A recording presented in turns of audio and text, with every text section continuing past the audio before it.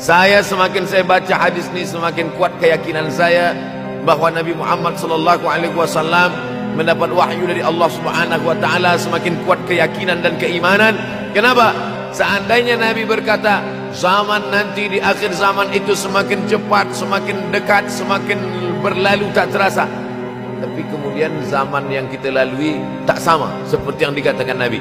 Mungkin datang juga keraguan dalam hati, betulkah ini?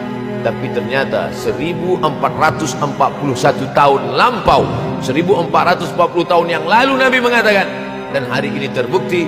Apa kata Abu Hurairah radhiyallahu anhu? Aku mendengar Nabi SAW bersabda, di antara tanda-tanda dekatnya hari kiamat itu adalah, dalam hadisnya ada 5. Yang pertama,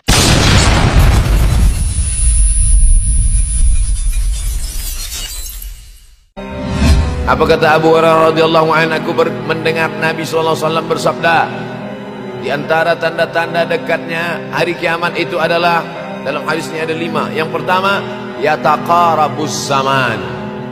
Zaman, masa, waktu makin pendek, makin singkat, makin tak terasa. Dulu nampaknya lama zaman masa ini, sekarang cepat saja.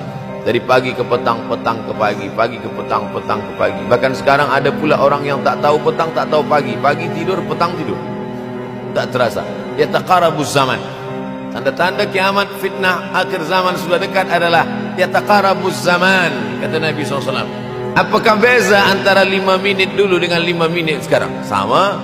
Apakah beza antara 24 hours, 24 jam dulu dengan 24 jam zaman Nabi dengan 24 jam zaman sekarang? Sama. Tak ada beza. Mataharinya sama, bulannya sama, buminya sama. Yang berkeliling mengelilingi matahari sama. Apa yang membuat berbeza? Apa yang membuat zaman itu yataqarabuz zaman? Ada hal-hal yang membuat kita sibuk. Dulu tak ada google.com, dulu tak ada Facebook, dulu tak ada Twitter, dulu tak ada BBM, dulu tak ada Instagram. Sekarang waktu habis. Semakin saya baca hadis ini, semakin kuat keyakinan saya bahwa Nabi Muhammad SAW mendapat wahyu dari Allah Subhanahu wa taala. Semakin kuat keyakinan dan keimanan. Kenapa?